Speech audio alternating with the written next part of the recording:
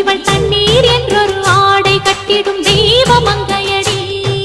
தையம் தீயம் தக்கு தீயம் தக்கு தையம் தீயம் தக்கு தீயம் தக்கு தையம் தீயம் தக்கு தீயம் தக்கு தையம் தீயம் தக்கு தீயம் தக்கு